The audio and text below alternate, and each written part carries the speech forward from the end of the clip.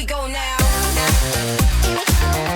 Hey Paylocity, my name is Greg Hawks, and we're going to spend the next 45 minutes navigating the rapids of change. I want to invite you to put your name in the chat room and put how long you've been an HR professional. Go ahead and say hi to other people, introduce yourself.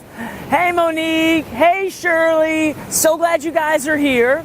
Listen, I am standing in downtown Oklahoma City where we have an Olympic whitewater rafting course. It is a beautiful day and I'm sweating already this morning, but we're going to take the next 45 minutes and look at the three elements that create rapids in a river, which happen to be the same things that create rapids in our personal lives, in our professional lives, and it's going to be a great time of discussion. I want to encourage you as we go through this message to engage in the chat room. I'm sure you've experienced lots of virtual interaction already, and one of the best ways to learn is to engage conversations about it. And so I'm going to give us lots of time throughout this 45 minutes to engage one another.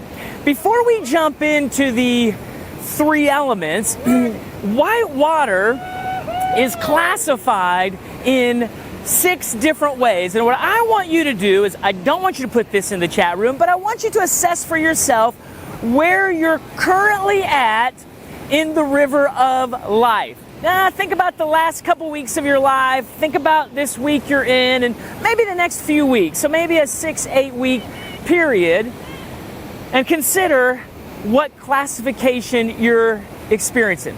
Classification number 1 is calm. It's like a town creek. Kids can go in and play in it. You take your shoes off, you have a blast. It's a lot of fun and it's really almost refreshing. Class 2 is where you maybe go on float trips or canoe trips and you experience, movement in the water. You've got your cooler in the canoe and it's also fun, but it has a little more movement to it, a little more energy and creates a little bit more dynamics.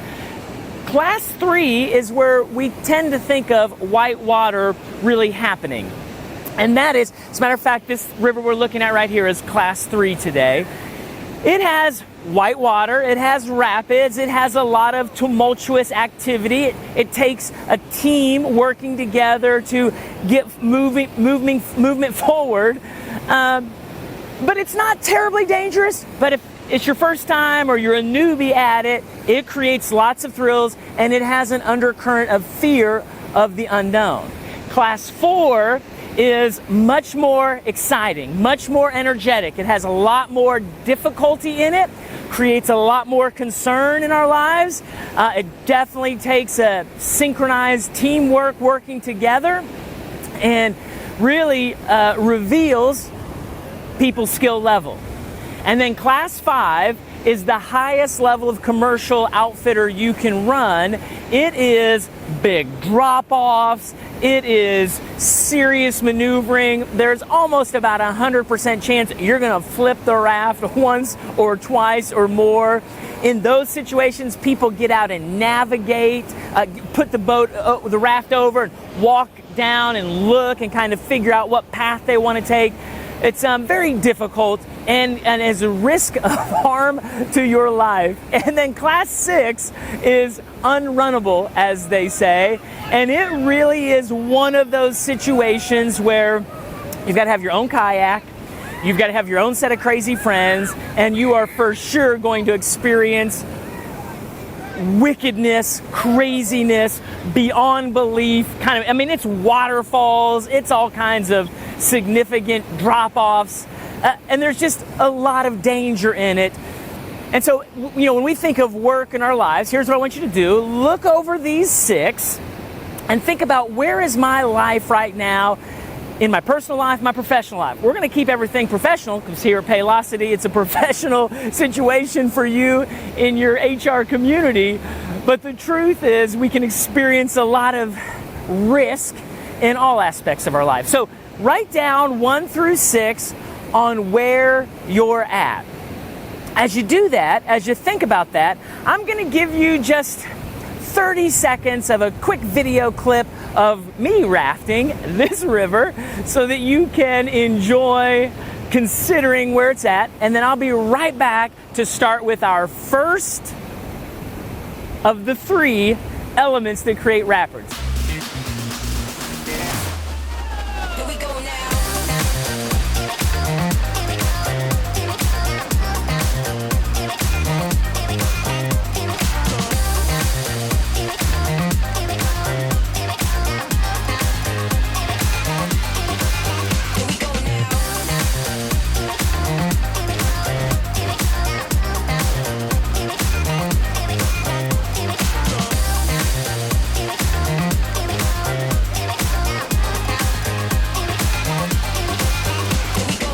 Thank you so much for taking the time to self-assess and write down the classification you're currently in.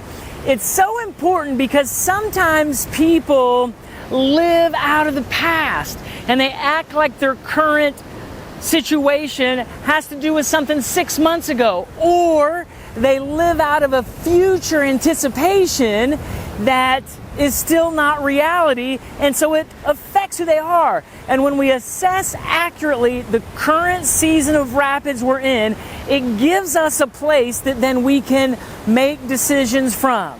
Now, I told you there are 3 elements that create rapids in river and in life, and I'm going to give you the first one. The first one is pressure.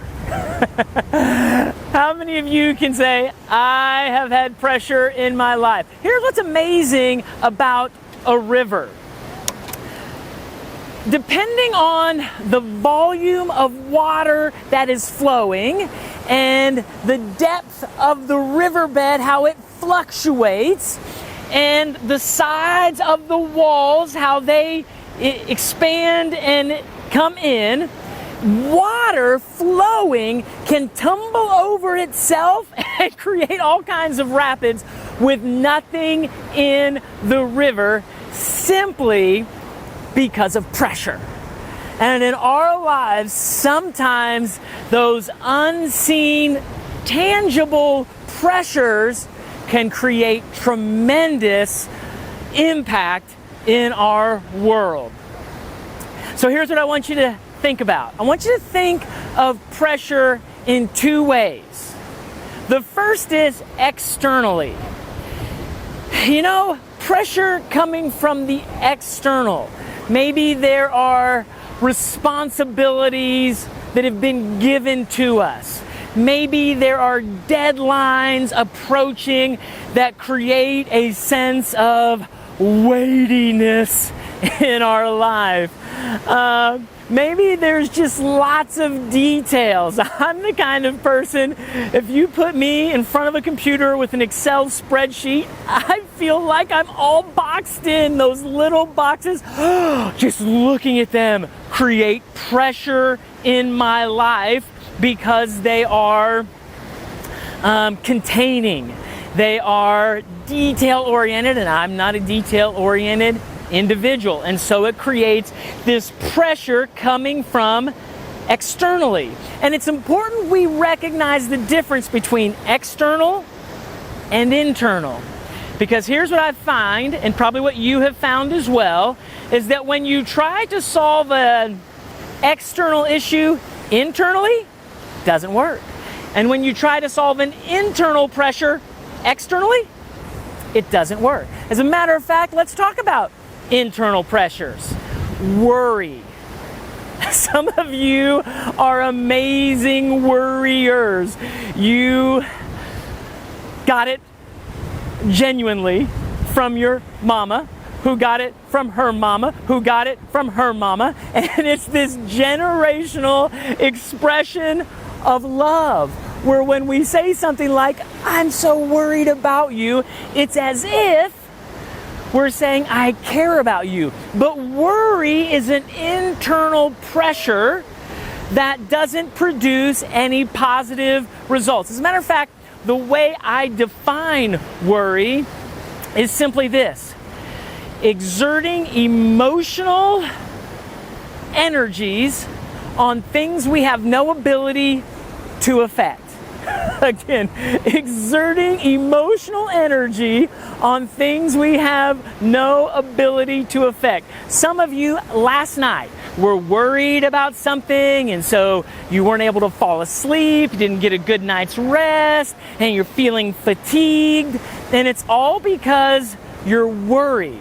Now, if you can affect it, if you can do something about it, then all of the mental energy you spend on it, that's called brainstorming. But if you can't do anything about a situation or about a person's situation we generally are worried about, other people we care about, if you can't have an effect on it, then listen, you're creating an internal pressure and you're facilitating an internal toxin that will only debilitate you and add no value to the person you're worried about or the situation you're worried about. In this season that we've been in, there are so many other people making decisions about things that affect our life, and we can't do anything about it. So letting our minds spin and spin and spin feels like we have some control, but we really don't. Now, I know many of you are controlling people. You like to be in control, and that gives you a sense of security. And so worrying somehow causes you to feel like I'm in control. It's just not true. It's an internal toxin that creates and facilitates pressures in your life. Stress is another one. Now, we sometimes interchange those words. I'm feeling so much stress, or I've got so much pressure. But really, stress, as some of you have found out from the medical community, you've gone to see your doctor and they said, we need to bring your stress levels down. Well, that's you generating so many negative thoughts in your mind that it is literally releasing these negative toxins in your physical body that it's hindering your own health. And that's an internal. Sometimes people say, I'm going to change this or change that, but it's not really the externals often that have that kind of impact that create the stress. It's your own way of thinking about the pressures you're encountering that then you release those things in your system. It's an internal pressurizing. And then third, fear. And I won't spend a whole lot of time on fear. We know what an ugly beast fear is. But when we let ourselves dwell on fear, when we're afraid about what the future holds, when we're afraid about a project we're working on or something we're trying to close or make happen, and we just don't know what the outcome will be because it's an unwritten future, and we feel like we're doing our best we can, but there's still a lot of fear about what the results will be, creates a lot of internal pressure. And let me say it again. Resolving internal pressures externally is ineffective. Resolving external pressures internally, ineffective. As a matter of fact, maybe some of you have a relationship with someone, and it's a strained relationship. And when you're with them, it creates a pressure. And what you do, instead of dealing with that person externally, is you have all of these conversations that take place in your mind that you think, oh, I should say this, or I should have said that, or I will say this. And you never do. And you just don't. And so that external pressure remains an issue in your life because all of your mental gymnastics you play with it don't resolve it. And the same is true. Things people blame externally that really they just let their mind go and they dwell on things and they give themselves the thoughts that are just unresolvable externally. It's understanding how your own emotional intelligence works with you. That makes a big difference. Here's what I want to invite you to do. Let's take a few minutes and I want to invite you in the chat room to share one external pressure and one internal pressure that you're facing right now. Let's keep it at work. Let's keep it in a work professional context, but something that is creating that sense of weightiness in your life. And I want you to share it here. And while we do that, I'm going to give us, maybe 2 minutes worth of me once again rafting down these rivers. And while you're riding in the chat room doing that, I'm going to go have a great time rafting. I'm going to let you watch it, and then we'll be right back here to talk about the second element that causes lots of rapids in our life. But jump in the chat room, be as transparent, be as open, be as vulnerable, be as engaging as you can, and share something about an external and an internal pressure, and we'll meet you back here in 2 minutes.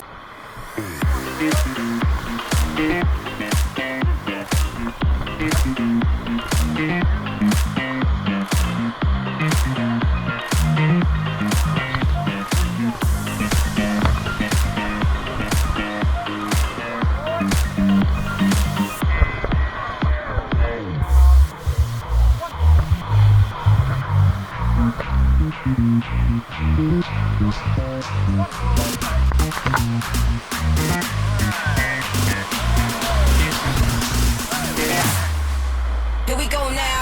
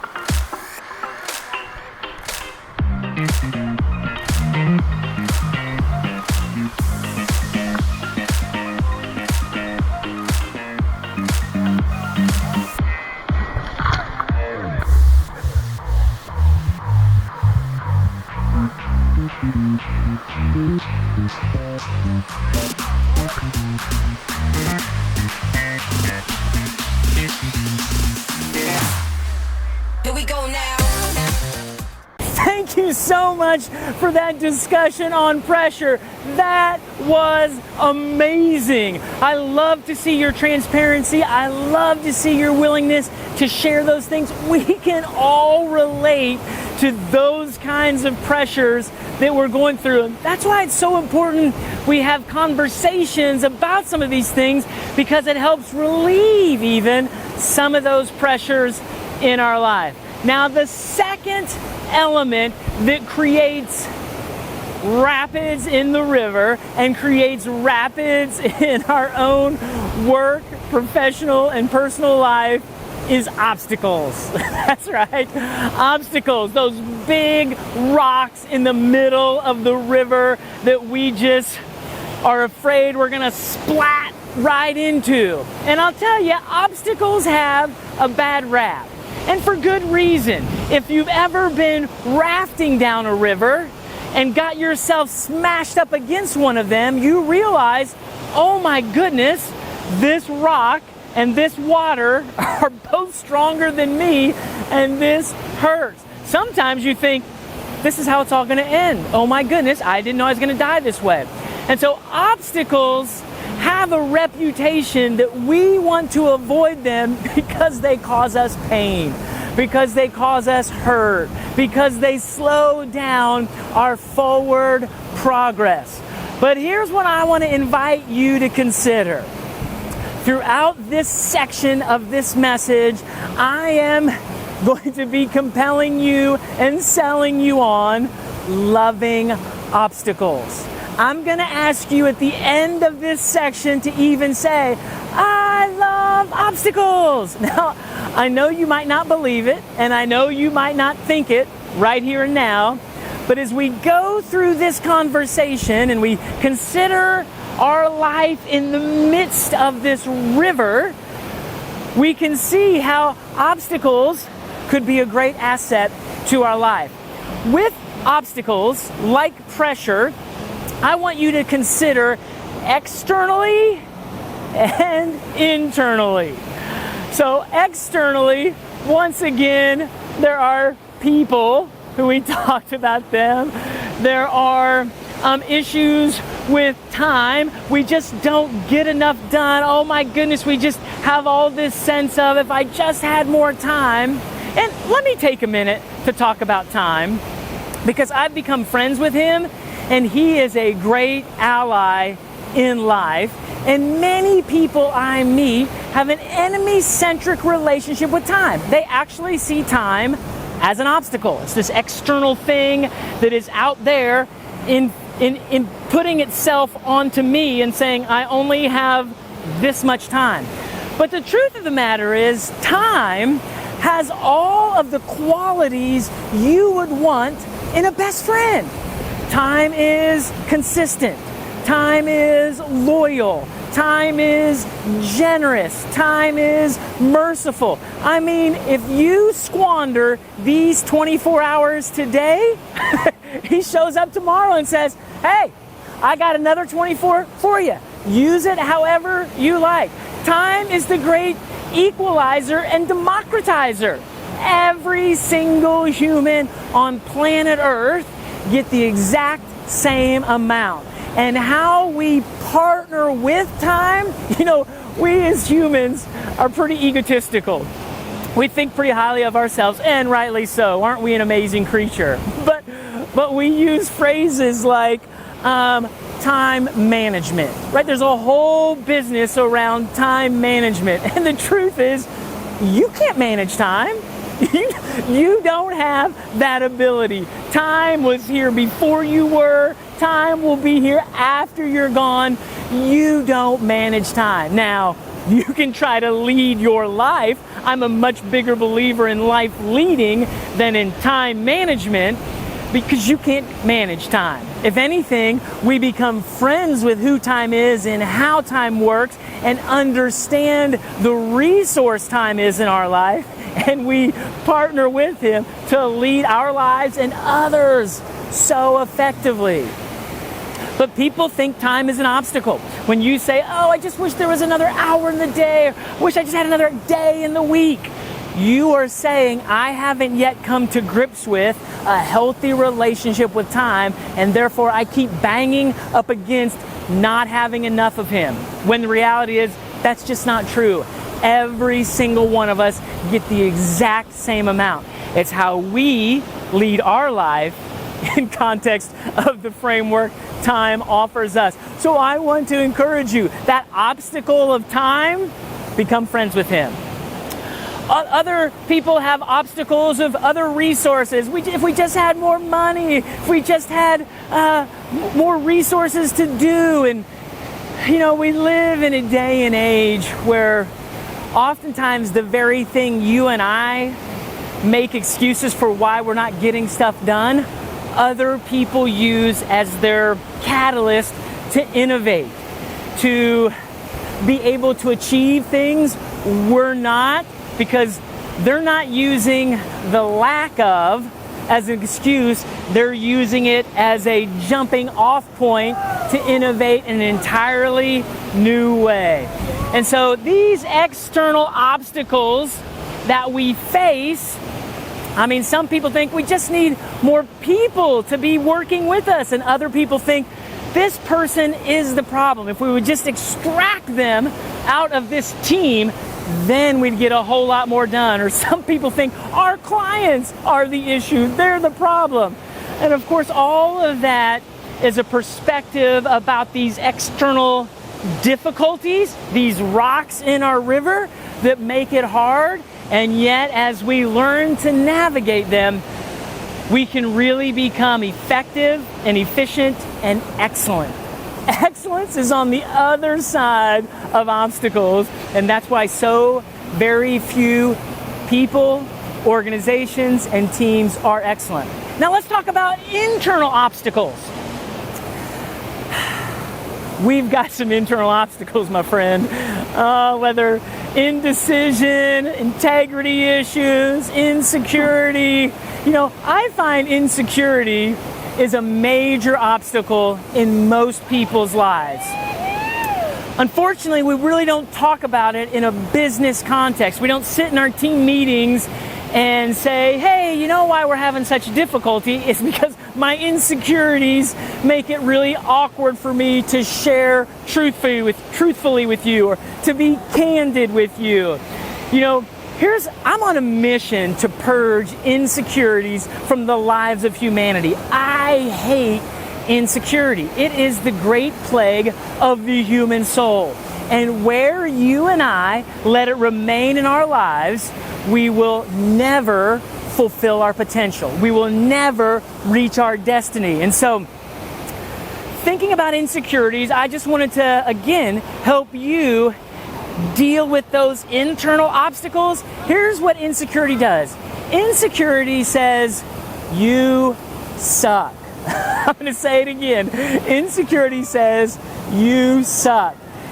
And it says that to you in an area where you do suck. It says it to you in an area of weakness, and you go, oh, I hate that about myself. I do suck there. I wish I didn't. I see everyone else, and nobody else has that area of suckage in their life. It's only me who has that area of suckage, and I hate it. And then insecurity does this, and this is where it gets really mean. Insecurity says, listen, let's focus on this area of suckage in your life, and let's magnify it. Let's make it so it wraps around the way you see and hear and think, and it says, let me cause you to filter everything through the lens of suckage. Where when you walk into a room and people are talking, you know they're talking about you. Or you come into a situation and you're unsure, and insecurity says, don't risk it. Don't put yourself out there. People will make fun of you. People will see where you suck. And it attaches to that, and we believe it. Now, here's what I want to say about insecurity. Its mantra is, you're not enough. And so how that affects us in the workplace and in the marketplace is we could see an opportunity with a client and think, no, I'm not ready. I'm not enough. I'm not the person for that. Or we see an opportunity for a job advancement. You think, no, you don't have enough education. You don't have enough experience. You don't know the right people. You're not enough. And it's a huge obstacle in our life because it holds us back from attempting, from reaching, from trying to become what we're currently not, which is the greatest obstacle in our life. Growth, becoming, aspiring to. And insecurity says, no, not you. That's for everyone else. That's not for you. And it will do everything in its power to remind you and to cause you to look at yourself through the lens of suckage, through that area of weakness. And what I love about confidence, because confidence isn't just the opposite of insecurity, it also is the tool we use to extract insecurities from our life. And confidence is made up of three things, and I'm not going to go into it, but one of the components of confidence is humility. And humility is what enables you and I to say, I have areas of suckage, and yet I can still be confident. What insecurity says is, oh, no, where you're weak, where you suck, you have to hide those. You have to not let people know about those. You have to make sure nobody ever finds out, because you can't be confident where you suck. And that's a lie. It's just not true, and that's why it's a big obstacle. What confidence says, because humility's a part of it, I like to think of it as the karaoke effect. I don't know if you've been to a karaoke bar lately where people are up singing and you think, oh my goodness, don't they have any friends? They're so bad. And they seem to be having a great time. And you think, oh, I'm cringing for them and I don't even know them. That's insecurity. And what that confidence does is it says, listen, I'm going to platform my suckage and I'm going to revel in it and have fun with it, because here's what I know. Every single person has weaknesses in their life. Every single person has areas of suckage in your life. And decoupling insecurity from areas of weakness and suckage doesn't mean these have to be made strong. It just means you don't have to be insecure about them. You can be confident where you suck. That's the potency of humility. Here's what I invite you to do. Take a moment and write in the chat room, if you're so willing, these external obstacles, these internal obstacles that are trying to prohibit forward progress, that are trying to resist you from thinking and acting on taking bold steps forward for you and your organization to succeed. Again, if you can keep it in context of a professional setting, that is preferred. So once again, how fortunate for you, I've got footage of me on this river. We'll put on another 2 minutes as you chat. Listen, if you haven't jumped in the chat room by now, please jump in, share an obstacle that you faced or are facing, and see if other people can relate. Or even if you've got solutions, share a solution about overcoming that obstacle. And I will meet you back here in 2 minutes.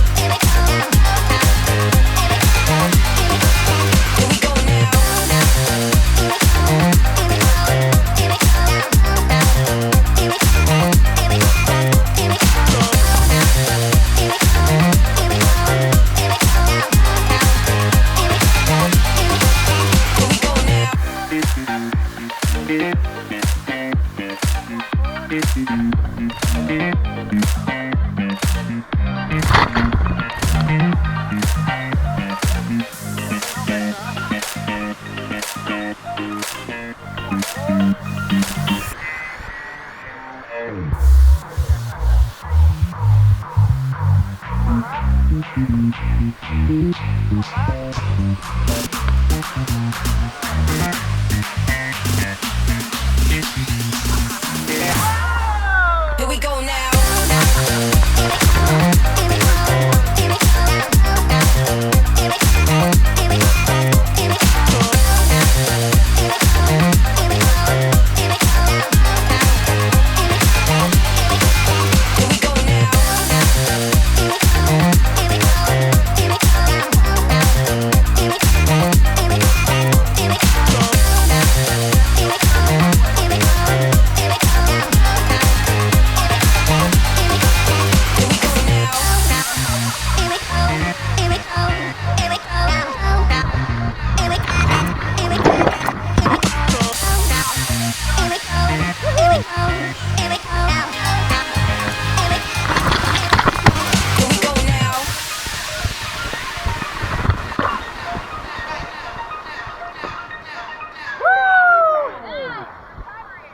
Thank you so much for being willing to write and share and put that information in there about obstacles. Listen, we're all facing them, the challenges, the difficulties, but being willing to have those kind of conversations that are meaningful and candid can take us so far with our teams and with one another.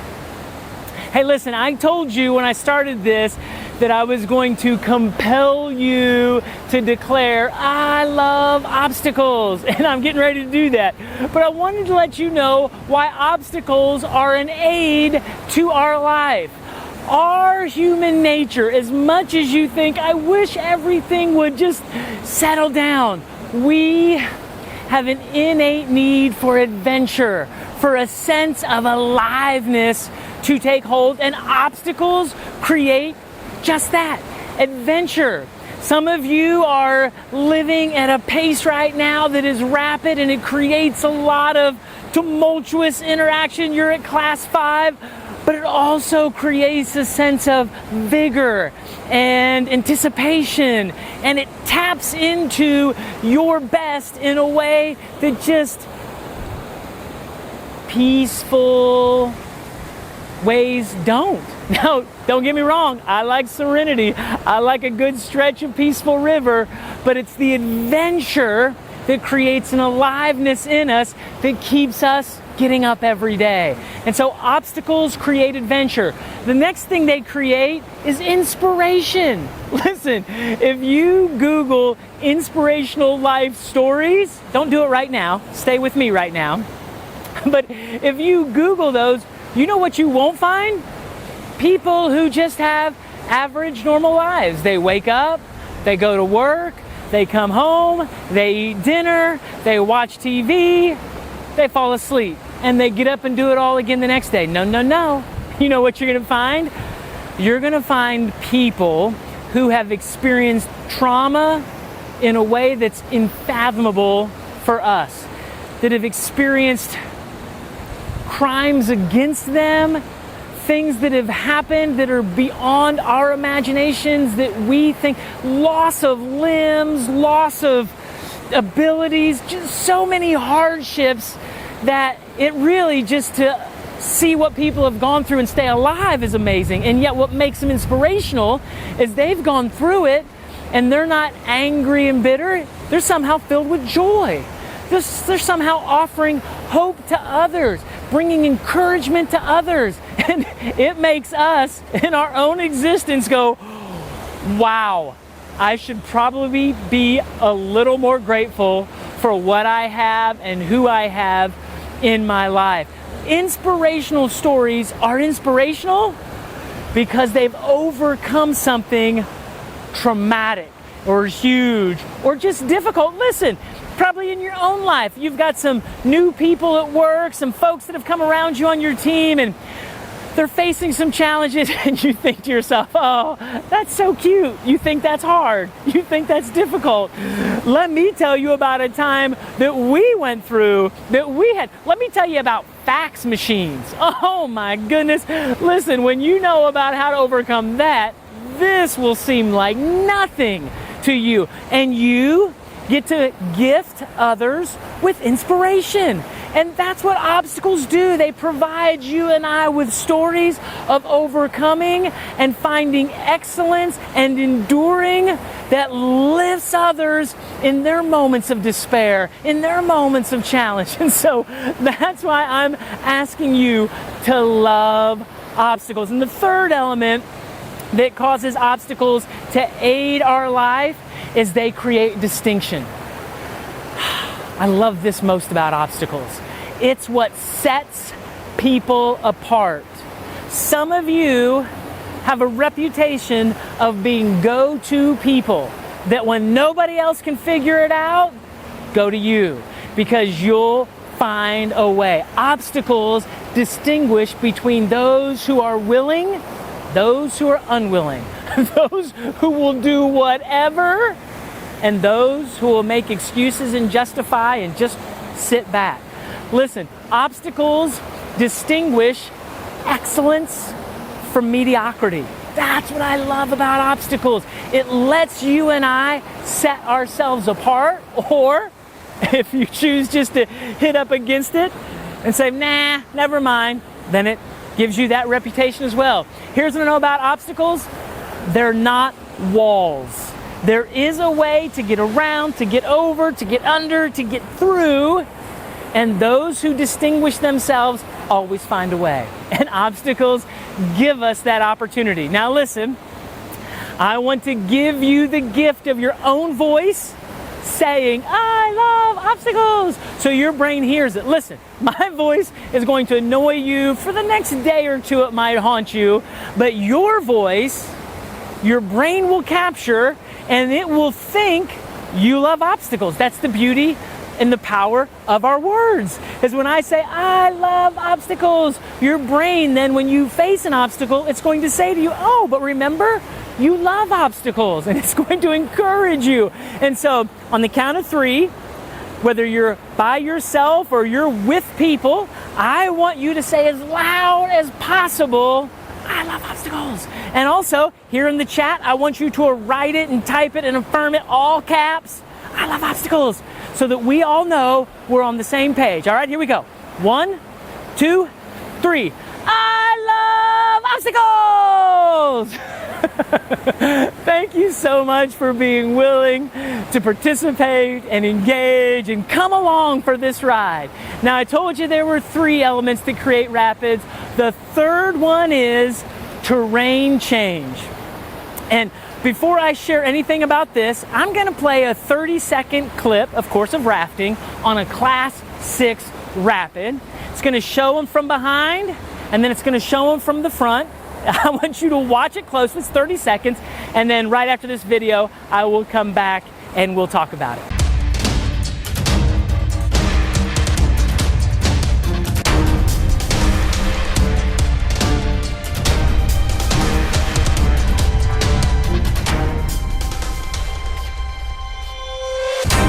I love that. I could watch that video over and over. It inspires me. What I want you to notice about this one, this terrain change, that's the third element that creates rapids. Life is going along here.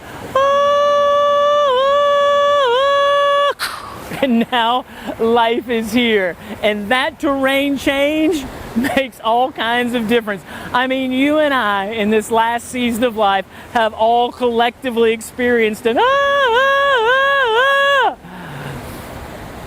But there's a way to navigate these that are entirely different than the first two. The first two, what we'll do is with pressure and obstacles, we navigate, we paddle, we figure out a way, we get together, we work it. On this one, I don't know if you noticed, but they did it entirely well. There's no strategy you can put in place except this. They pulled up their paddles, they leaned in, grabbed hold, hung on. That's how you navigate terrain change. Lean in, grab hold, hang on.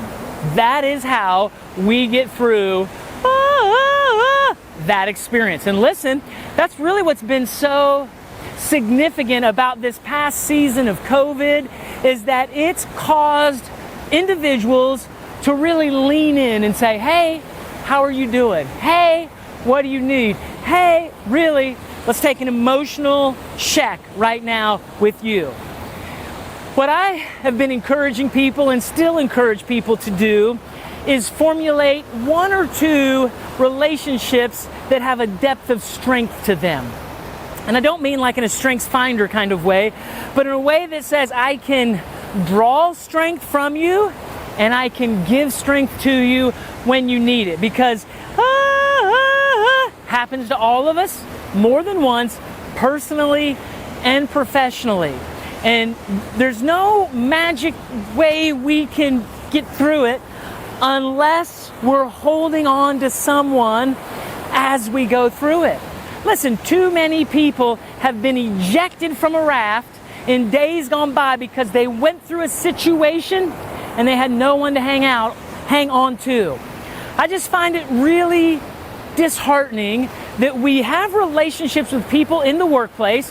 We know them, we know their spouses, we know their birthdays, we have a surface level relationship, but when we go through difficulties, we sit in the parking lot and cry by ourselves. That just shouldn't be. Now listen, I know I'm talking about a professional setting. I know the relationship we have with people in a workplace are different than in our personal lives, but here's what I know. You can intentionally create a depth of trust, thicken up trust between one or maybe two people that you say, hey, listen, I want to go a little deeper in our relationship professionally, and when you're facing challenges, I want to be there for you.